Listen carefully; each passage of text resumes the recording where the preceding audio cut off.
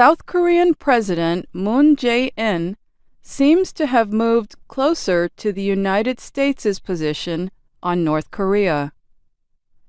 Moon appears to be more supportive of the U.S. policy to pressure the North Korean government into giving up its nuclear program.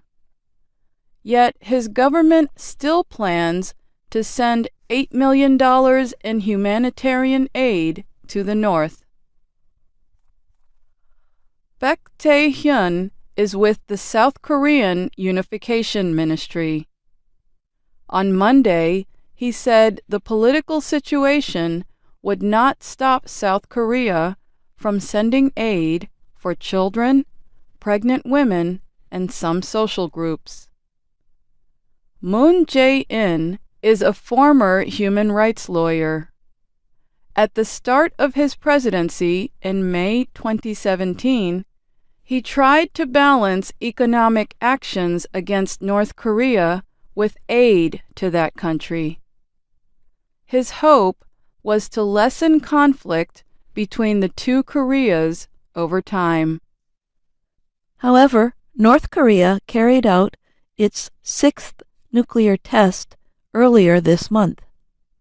Since then, the Moon administration has given signs it would more fully support U.S. President Donald Trump's maximum pressure strategy toward the North.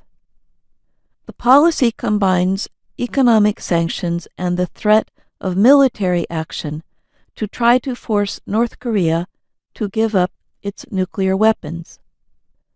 President Moon has expressed support for the latest United Nations or UN sanctions against North Korea. U.S. Ambassador to the UN, Nikki Haley, said those measures cut 90% of trade and 30% of oil imports to North Korea.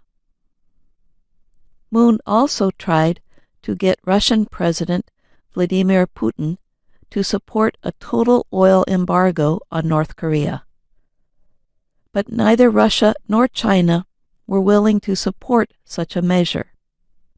After North Korea fired a ballistic missile over Japan last Friday, Moon said negotiation with Pyongyang is impossible if things continue this way. On Monday, Moon said his government wants to give North Korea powerful punishment to make it clear that the North has no other choice but to give up its nuclear weapons and missiles.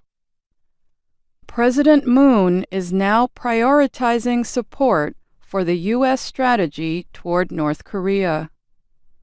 But experts say he still wants to find a long-term peaceful solution to the nuclear crisis, which is also a goal for the Trump administration.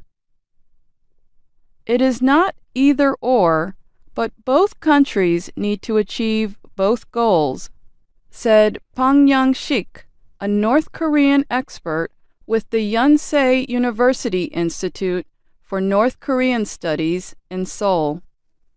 The Unification Ministry defended its humanitarian aid plan as separate from sanctions and pressure, and talked of the need to help North Koreans who already live in poverty. South Korea plans to donate $4.5 million to help the World Food Program provide food to North Korean hospitals. And it will give $3.5 million to the United Nations Children's Fund for Medicine and Nutrition to help children and pregnant women. These donations to UN agencies would restart South Korean humanitarian aid to the North. The aid was suspended in 2016 after North Korea's fourth nuclear test. The North Korean government rejected earlier offers of assistance and cooperation from Seoul. The Moon administration noted that the U.S. and Russia provided millions of dollars in the last year for aid to North Korea through the same UN agencies. But Yoshihide Suga, Japan's chief cabinet secretary, said last week that giving aid to North Korea could weaken international efforts to pressure the North. Moon's critics say the aid will lessen the effect of the sanctions and help to stabilize the Kim government as it continues to develop nuclear weapons. An Chan-il is an expert with the World Institute for North Korean Studies in Seoul. He fled to South Korea from the North almost 40 years ago. An said, South Korea's decision to send humanitarian aid to North Korea is nothing different from sending medication for casualties to an enemy country. South Korean opposition parties also criticized the timing of the aid announcement last week, just after international sanctions began. There are also concerns that President Trump will again be critical of President Moon's aid plan. Trump recently called Moon's aid approach unworkable appeasement. I'm Jill Robbins. And I'm Alice Bryant.